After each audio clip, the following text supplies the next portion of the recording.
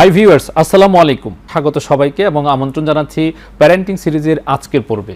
সংক্ষিপ্ত এই সময়ে আপনাদের সাথে আছি আমি রিমন। আশা করি ভিডিওটির শেষ পর্যন্ত দেখবেন এবং শেষ পর্যন্ত দেখতে পারলে আশা করছি যে আপনারা এ থেকে অবশ্যই উপকৃত হবেন। প্যারেন্টিং সম্পর্কে ভালো ভালো ভিডিও পাওয়ার জন্য এই চ্যানেলটি সাবস্ক্রাইব করে রাখুন। আর সাবস্ক্রাইব করার জন্য ডিসক্রিপশন বক্সে দেখবেন একটা লিঙ্ক দেওয়া আছে, সেই লিঙ্কে গিয়ে সাবস্ক্রাইব করবেন।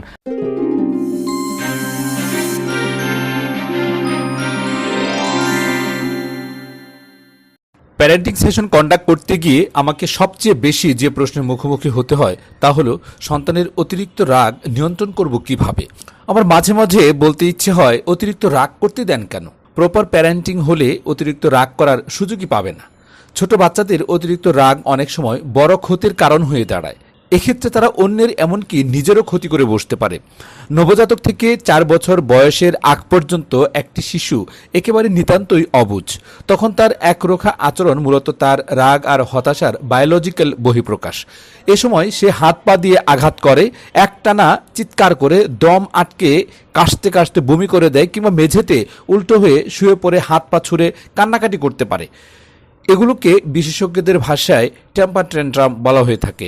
এক্ষেত্রে শিশু কাউকে নিজের কিছু ধরতে দিতে চায় না, কারোর সাথে নিজের খেলনা শেয়ার করতে চায় না, কিংবা একই বয়সের অন্য কারোর সাথে বন্ধুত্ব করতে পারে না। সে এখন অবুঝ, আর তার অতিরিক্ত রাগের বহিঃপ্রকাশ যে কতটা ক্ষতি সাধন করছে সে সেটা অনুধাবন করতে পারছে না। সেক্ষেত্রে আপনাকে এই সময়টা বাচ্চার প্রতি বিশেষ যত্নশীল হতে হবে। প্রত্যয় টিভির প্যারেন্টিং সিরিজের আজকের আয়োজনে আপনাদেরকে আমরা বিশেষ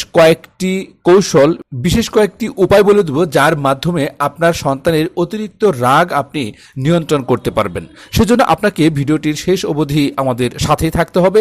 আর হ্যাঁ, আপনার প্রয়োজনেই এই চ্যানেলটি সাবস্ক্রাইব করতে ভুলবেন না। তো চলুন জেনে নেওয়া যাক প্রয়োজনীয় সেই কৌশলগুলো। কৌশল নাম্বার 1, প্রাত্যহিক রুটিন মেনে চলতে চেষ্টা করুন। শিশুর প্রাত্যহিক রুটিন মেনে চলতে চেষ্টা করুন। খেয়াল রাখুন বাচ্চার কখন ক্ষুধা লাগছে, সে কখন ক্লান্তি বোধ করছে, তার খাওয়া, ঘুম, বিনোদন ইত্যাদি যেন সময় মতো হয়। সবকিছু নিয়ম মতো চললে বাচ্চার মেজাজ ঠিক থাকবে, যার ফলে সে অযথা রাগান্বিত হবে না। 2, বেছে নিতে সুযোগ দিন। বাচ্চার জন্য কিছু অপশন রাখুন এবং তার মতামতকে প্রাধান্য দিন। তাকে তার পছন্দের জিনিস বেছে নেওয়ার সুযোগ দিন। যেমন তাকে বলুন যে তুমি কি খাবে, কমলা না আপেল, কিংবা কোনো ড্রেস কেনার ক্ষেত্রে কোন রঙের নিবে, লাল বা নীল। এভাবে অপশন রাখলে বাচ্চা নিজেকে গুরুত্বপূর্ণ মনে করবে এবং সে মনে মনে প্রশান্তি বোধ করবে এবং জেদ করবে না। 3, মনোযোগ অন্যদিকে সরাতে চেষ্টা করুন। যখন দেখবেন আপনার সন্তান কোনো ব্যাপার নিয়ে রেগে যাচ্ছে, তখন চেষ্টা করুন তার মনোযোগ অন্য কোনো দিকে সরাতে। তাকে কোনো খেলনা বা কার্টুন দেখিয়ে আকর্ষণীয়ভাবে উপস্থাপন করুন, যাতে তার মন অন্যদিকে ঘুরে যায়। এছাড়াও যখন বুঝবেন যে সে রেগে যাচ্ছে, তখন পারলে মজার কিছু করে তাকে হাসানোর চেষ্টা করুন। যেমন তার প্রিয় টেডি বিয়ারটা নিয়ে ছোট বাচ্চাদের মতো কণ্ঠে বলুন, লক্ষ্মী সোনা, তোমার বন্ধু এখন তোমার সাথে খেলতে চাচ্ছে, তুমি কি এখন তার সাথে খেলবে? 4, বাচ্চাকে বেশি করে সময় দিন। অনেক সময় ছোট বাচ্চারা অধিক মনোযোগ, আদর, স্নেহ চায়, আর তাই তো অধিক মনোযোগের আশায় জেদ করে কিংবা কান্নাকাটি করে। সুতরাং বাচ্চার প্রতি মনোযোগী হন, তাকে বেশি করে সময় দিন, তার প্রয়োজনগুলো বুঝতে চেষ্টা করুন এবং তার ক্ষেত্রে অধিক যত্নশীল হন। তাকে নিয়ে মুক্ত পরিবেশে ঘুরতে বেড়াতে যান। সর্বোপরি তার বেড়ে ওঠাকে আনন্দময় করে তুলুন। 5, সরাসরি স্পষ্টভাবে কথা বলুন। ছোট বাচ্চাকে বিভ্রান্ত করে এমন কোনো কথা বলবেন না। যখন আপনি কি বলতে চাচ্ছেন তা বুঝতে পারে না, তখন ক্ষেপে যায় এবং অতিরিক্ত রাগ দেখায়। আবার অনেক সময় নিজের মনের ভাবও ভালোভাবে প্রকাশ করতে পারে না। সেক্ষেত্রে বুঝতে চেষ্টা করুন সে কি বলতে বা বোঝাতে চাচ্ছে।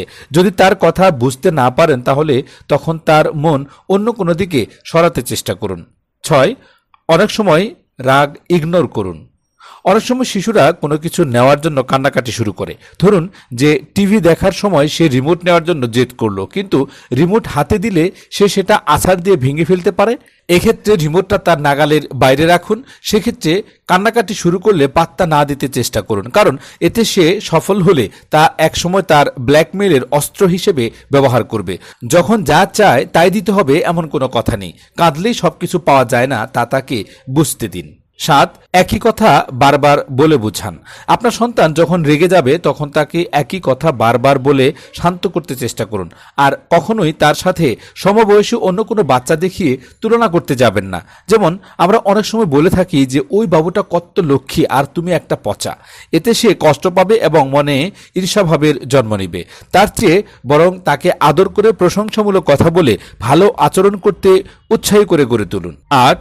রাগ কমাতে বিভিন্ন পন্থা অবলম্বন করুন। আপনার সন্তান যখন এই ধরনের আচরণ শুরু করবে তখন তাকে জড়িয়ে ধরে শান্ত করতে চেষ্টা করুন। আবার ধরুন যে সে বাসায় আগত কোনো অতিথির সামনে এরকম আচরণ শুরু করে দিল, তখন তাকে ঠান্ডা করতে অন্য রুমে নিয়ে যান। ভুলেও কারো সামনে বাচ্চাকে বকা দিবেন না বা গায়ে হাত তুলবেন না।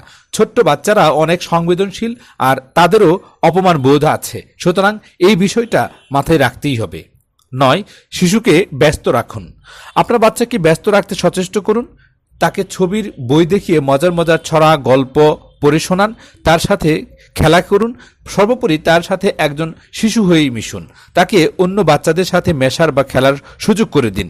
তার দ্বিধা ভাঙাতে বা অন্য বাচ্চাদের সাথে মিশতে সাহায্য করুন। 10.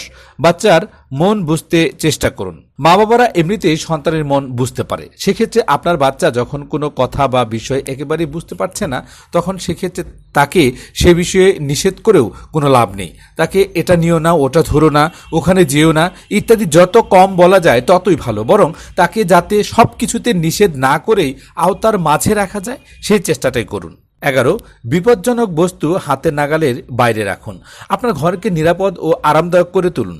আপনার সন্তান এখন অবুঝ, কোনটা তার জন্য বিপজ্জনক সে সেটা এখন বুঝে উঠতে পারে না। সুতরাং তার হাতের নাগাল থেকে বিপজ্জনক জিনিসগুলো সরিয়ে ফেলুন, আর তাতে আপনার বারবার সবকিছুতে না বলতে হবে না। 12. আপনি নিজে শান্ত থাকুন। আপনার সন্তান যখন ক্ষেপে যাবে আপনি তখন মাথা ঠান্ডা রাখুন, ধৈর্য ধরে তাকে সামলাতে চেষ্টা করুন। অনেক সময় হয়তো এই আচরণে বিরক্ত হয়ে রেগে যেতে পারেন, কিন্তু যদি ওর রাগের বিপরীতে আপনিও রেগে গিয়ে বকা বা শারীরিক শাস্তি দেন তাতে সমাধান কিছুই হবে না, বরং তাতে তার মানসিক বিকাশ বাধাগ্রস্ত হবে এবং অনেক ক্ষেত্রে জেদ আরও বেড়ে যেতে পারে। তো রাগ কমাতে শাসন নয়, বরং এই বিষয়গুলো মেনে চলুন। ধৈর্য ধরে স্নেহের পরশ দিয়ে বাচ্চাকে আয়ত্তে রাখতে চেষ্টা করুন। তার শৈশবকে সাবলীল ও আনন্দময় করে তুলুন। সবশেষে আপনাদের জন্য একটি বোনাস টিপস, এবং এটি খুবই কার্যকরী। শিশুর চোখে চোখ রাখুন। আপনার সন্তান অনেক বেশি রাগ করলে তার চোখে চোখ রাখুন আর জিজ্ঞেস করুন, তোমার অনেক রাগ হয়েছে তাই না? তোমার জন্য কি করতে হবে এখন? চলো তো আমরা তোমার মজার খেলাটা খেলি, তুমি কি তোমার মজার খাবারটা খাবে ইত্যাদি বলুন। আশা করা যায় তার মাথা থেকে রাগটা চলে যাবে। আর হ্যাঁ, violent game, video, TV series বন্ধ করুন। আপনার বাচ্চা স্পাইডারম্যানের ফ্যান হয়ে গেছে কিন্তু ওই সিরিজগুলো দেখে দেখে। সুতরাং বেশি বেশি যদি মারামারির গেম খেলে অথবা ওই ধরনের চ্যানেলগুলো বেশি দেখতে থাকে তাহলে সে চেষ্টা করবে ওইভাবেই বিহেভ করতে। এখন চেষ্টা করুন সমস্যার মূলটাকে উপড়ে ফেলতে। বন্ধ করুন মারামারিকে উৎসাহিত করে এমন গেম, টিভি সিরিজ ইত্যাদি। বাচ্চাকে অভ্যস্ত করুন বাচ্চাদের বিভিন্ন লার্নিং গেম অথবা টিভি সিরিজে। এবার বিদায় নেব। প্যারেন্টিং সম্পর্কে আরো ভালো ভালো ভিডিও পাওয়ার জন্য এই চ্যানেলটি সাবস্ক্রাইব করে রাখুন। আর সাবস্ক্রাইব করার জন্য ডিসক্রিপশন বক্সে দেখবেন একটা লিংক দেওয়া আছে, সেই লিংকে গিয়ে সাবস্ক্রাইব করবেন। এবং হ্যাঁ, লাইক, কমেন্ট এবং শেয়ার করবেন। কমেন্ট বক্সে জানাবেন আপনার ভালো লাগা এবং মন্দ লাগা। আর আপনারা সকলেই আপনাদের সন্তানদেরকে বেশি বেশি সময় দেবেন, সাহায্য দেবেন। অনাবিল সুখ, শান্তি, সমৃদ্ধিতে ভরে থাক আপনাদের সবার জীবন, এবং আপনাদের প্রত্যেকের সন্তান হোক নয়ন জোড়ানো সন্তান, আপনাদের প্রত্যেকের সন্তান হোক হৃদয় জোড়ানো সন্তান। প্যারেন্টিং সিরিজের পরবর্তী ভিডিও দেখবার জন্য আমন্ত্রণ জানিয়ে বিদায় নিচ্ছি। আল্লাহ হাফেজ।